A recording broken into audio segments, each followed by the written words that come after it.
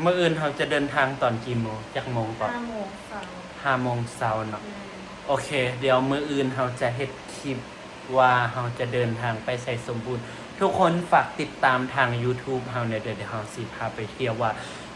ไปใส่สมบูรณ์มันต้องใช้งบเท่าใดเพราะว่าตัวนี้เราก็กะลองกับหมู่เลยแม่นบ่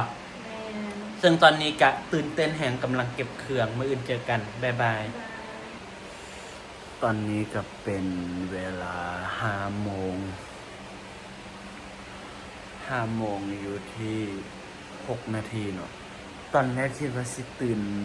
4 โมงแต่ว่านาฬิกาปลุกไปแล้วเทื่อนึงแต่ก็บ่ตื่นเพราะว่ายังง่วงนอนตอนนี้ยังปลุกหมู่อยู่แต่หมู่ยังบ่ทันได้ตื่นกันเพราะว่าเราต้องออกไปเดินทางแต่เช้าเพื่อจะไปฮอดใส่สมบูรณ์เราบ่ฮู้ว่าเราต้องใช้เวลาเดินทางเท่าใดในที่สุดเขาก็ไปเที่ยวใส่สมบูรณ์คนเดียวเนื่องจากว่ามือของเขาติดเรียนก็เลยบ่ได้ไปนะเขาจะซึ่งไปใช้สมบูรณ์คนนี้นะครับตัดสินใจไปในสมบูรณ์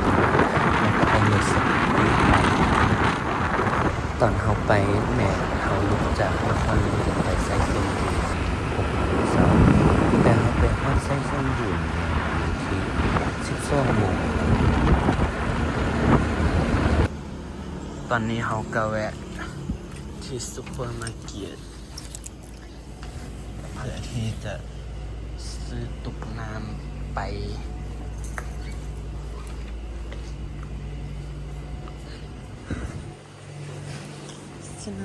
มีตุกเป่าบ่เพิ่นมีอ๋อโอเคขายเท่าไหร่ขอได้บ่ข้อถามเนี่ยไปใส่สมบูรณ์เนี่ยต้องไปทางไหนใส่สมบูรณ์แม่นไปซื้อเลยมันบ่โอเคขอบใจพอดีว่าสิซื้อแล้วสิถอกน้ำตัวนี้ทิมโอเค thank you โดยเต็มตุกเลย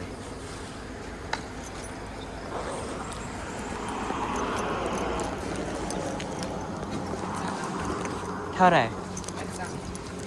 น้ำมันรถจักร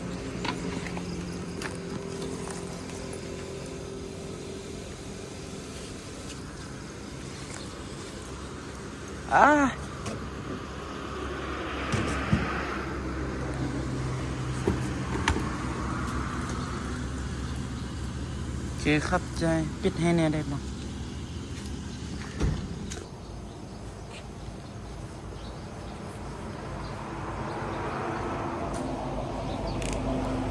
หลังจากที่เราแวะซื้อน้ำมันเพื่อที่ป้องกัน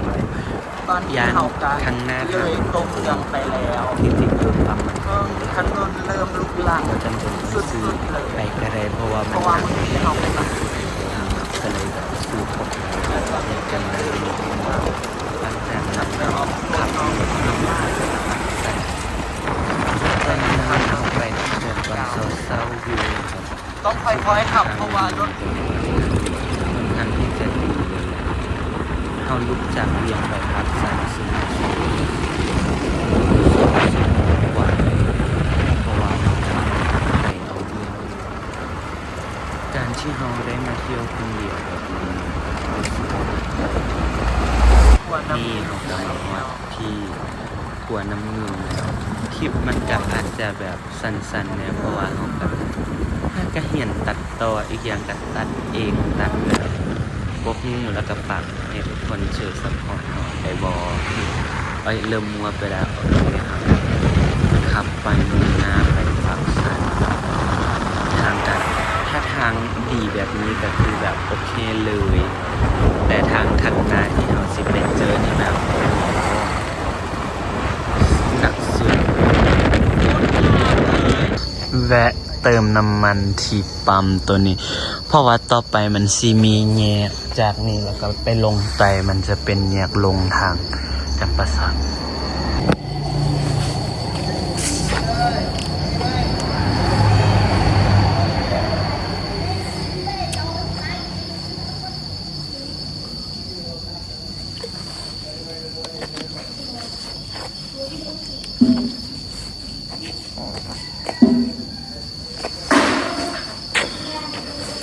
เจอกันที่ต่อไปที่ใส่สมบูรณ์ ตอนนี้กะแวะมาเติมน้ำมันที่ปั๊มอาจจะเบิ่งโทมๆเนี่ยเพราะว่าตื่นแต่เช้ายังบ่ทันได้พักผ่อน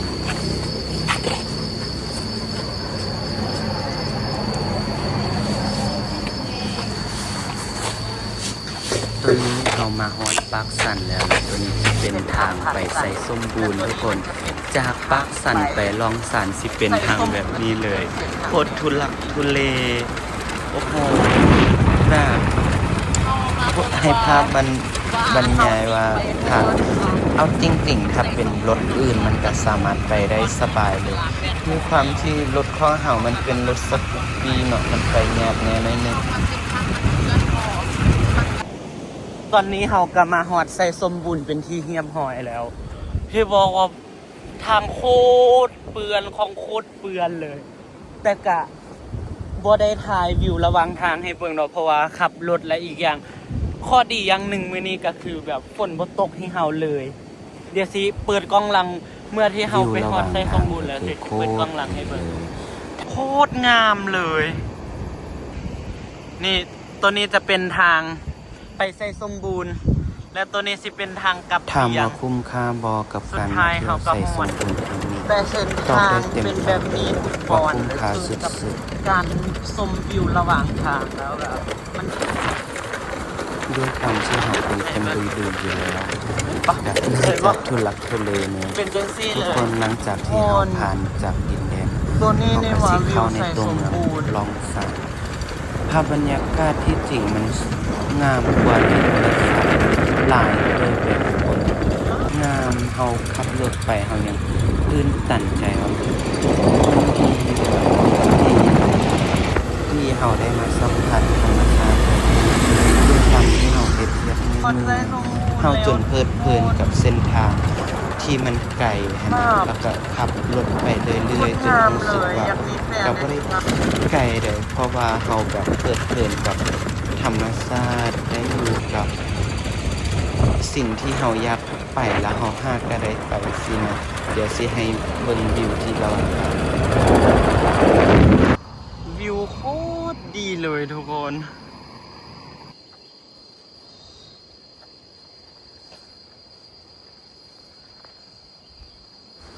ดีที่เฮายังไปช่วงหน้าฝนอีหยังก็เที่ยวไปเที่ยวสวยงามและก็ทางมันอาจจะแบบเปื้อนแน่น้อยนึงแต่มันก็บ่มีปัญหาใจบรรยากาศระหว่างไปนะมันดีมักบรรยากาศดีมักบรรยากาศที่มีฝนตกแล้วฝนตกใส่แบบเราหาความสุขแบบนี้บ่ได้เลยมันจะเห็นเด็กน้อยเล่นน้ำแล้วแบบอดใจบ่ได้ก็เลยจอดรถไปถ่ายบ่แปลกเลยที่แบบเฮาไปฮอดใส่สมบูรณ์ซะไปนอนจอดรถเอาแล้วว่าเห็นวิวงามปานใดจอดอีกหลังตัวนี้เฮาจื้อบ่ได้ว่ามันเป็นเมืองอีหยังแต่ว่าแบบตัวจริงมันโคตรงามเลยแต่นี่ก็ใกล้สิฮอดสิสมบูรณ์แล้วฝนก็ตกใส่เฮามักบรรยากาศแบบนี้เลยแบบเอาหน้าไปติดกับฝนเอาตัวเองไปทึบน้ำฝนฟินดีแล้วก็บวกกับธรรมชาติแล้วแบตของเฮาก็ใกล้สิเบิดเฮาบ่ได้เช็คว่าแบตของเฮามันยังหลายบ่หรือว่ายังหมดแบบมันเพลิดเพลินไปกับการเดี๋ยว50กันไปบอนฮอดเลยสบายดีตอนนี้ก็เมาแล้วสุดท้ายเฮาก็ฮอดพวงภูหัวโลนบ่อยากกลับเลยต้องขอโทษทุกคนหลายๆเพราะว่าเฮาลืมอัดแบบภาพบรรยากาศไว้ด้วยความที่ตื่นเต้นแน่แล้วก็เติมไป2กระป๋องก่อนที่จะขึ้นแล้วแบบหัวมันก็เริ่มเบอร์ๆไปเบิดเลยเอาตรงๆแล้วใส่สมบูรณ์นี่มันเป็นเมืองน้อยแต่ว่าโคตรงามเลย ผู้หัวโลนที่เขาเจ้าถ่ายมาเขาเก็บภาพมันมาบ่เบิดที่จริงมันยังแบบมีผู้น้อยผู้ใหญ่ และตัวนี้มัน งา สิเห็น มแบบ ครบถ้วนเลย งามอีหลี โคตรงาม แล้วก็ในตัวเมืองของเขามันจะมีแบบภูเขาล้อมรอบตัวเมืองแล้วก็ยังสิมีถ้ำอีกแล้วก็มีห้วยเฮาก็ได้ยินเขาว่าแบบนางวังน้ำเขียว เดี๋ยวตัวนี้ก็จะเป็นจุดไฮไลท์ของไส้ส้มบูรณ์คือกันแล้วเฮาก็สิไป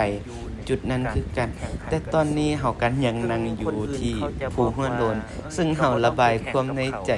และก็ระบายผ่านกล้องเดียวจะว่าให้ทุกคนได้ยินเพราะว่าน่าอายเพราะว่าเวลาที่ตัวเองเมาแล้วตัวเองก็สิเว้าแบบเว้าไปเลยโดยที่บ่ได้คิดอีหยังทั้งนั้นตอนนี้ฝากไปแล้วก็ยิ้มไป เพราะว่าเฮายังเอาตัวเองไปอยู่ในจุดที่เฮาไปเที่ยวไสสมบูรณ์เนาะแบบ มันบ่มี เฮามาฮอดอีหลีแล้วว่าอารมณ์จะประมาณนี้แล้วมันตื้นตันใจแบบ เดี๋ยวถ้า จริงๆอะเฮาบ่จำเป็นต้องท่าในมือที่เฮาพร้อมเฮาไปเพราะว่ามือที่เฮาพร้อมมันจะบ่ได้มีอยู่จริง ถ้าเฮาอยากไปเฮาก็คือไปเลยเฮาจะบ่ได้มีข้ออ้าง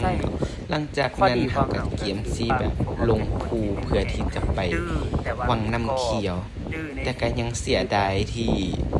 วิวอยู่บนนี้แล้วเฮาก็แพลนว่าตอนเช้าแม่นเฮาจะ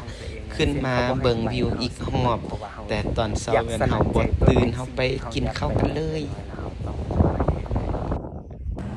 ซึ่งเฮาได้ลงจากหัวฮูโลนแล้วก็ตอนนี้กำลังสิกินข้าวแล้วเฮาสิไปจุดไฮไลท์อีกจุดหนึ่งนะจุดที่คนเขาไปกันหลายตรงที่มีน้ำแล้วมันจะมีแพ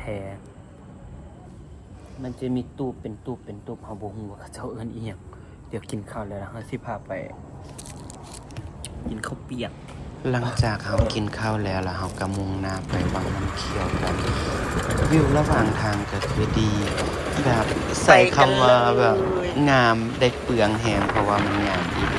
แต่ท่านเป็นถ ซึ่ง น เฮาน ยัง แบบ สิไปนำตกตาด ไป ต่อ นะ โอ้โหค่ะ แบบคนน่าจะไปเที่ยวหลายด้วยความที่รถของเฮามันจะเป็นรถส โค กูต ตร ตี้ งามเลย ไปโคตรยาก เห็นปะเขาที่ไปวังน้ำเขียวกันวันนี้กำลังขับรถไปซึ่งวิวก็โคตรงามเลย ผู้ใดที่มาใส่สมบูรณ์ก็อย่าลืมแวะแบบโอ้ยมันงามแบบโคตรงามเลยขับ คน ร ขั ถ บร ไป ถใหญ่จ กัน บีบแกใส่ว่าอ้ายผู้นี้เขาอาจสิคิดแล้วได้ว่าเพราะว่าจับกล้องก็เว้าคนเดียว แล้วก็บ่เคยชินกับหน้ากล้องหั่นนะและตัวนี้จะเป็นวิวระหว่างทาง แต่กับโบค่อย แล้วมันจะมีถ้ำอีกได้มันจะมีถ้ำนี่หยังเจ้าว่าอนุวงศ์เนี่ยแหละนี่ถ่ายให้เบิ่งตัวนี้มันจะเป็นนาถ้ำแต่ว่าเข้าไปแค่ข้างหน้าเฮาบ่กล้าเข้าไปข้างในเพราะว่าคนมันบ่ค่อยมีแล้วเฮาสิเข้าไปถ่าย แล้วมันแบบเป็นตายานเพราะว่ามันหนาวอากาศโคตรดี และตัวนี้เฮาก็มาฮอดวังน้ำเขียวแล้ว โค ทุกคนงาม ต บ่ งามเลย ถ้าสีน้ำถ้าเฮามาช่วงเดือน11 12มันน่าจะดีกว่านี้ ฝากทุกคนไปติดตามช่องใหม่ของเราเนี่ยเด้อทาง YouTube เพราะว่าตัวนี้มันจะเป็น EP แรกของเราเลยก็ได้ ที่เฮามาเที่ยวไส้สมบูรณ์ จริงๆเฮาก็อยากเปิดหลายๆคลิปแล้วได้แต่ว่าหากก็มีเวลาที่เฮาจะได้มาออกเที่ยวจริงจังแบบนี้ อยากให้ทุกคนมา unfollow เฮาให้ห เริ่ม ลาย เราไปมัวแล้วเห็น ๆเพราะว่า ฝากทุกคนติดตามและช่วยเป็นกำลังใจ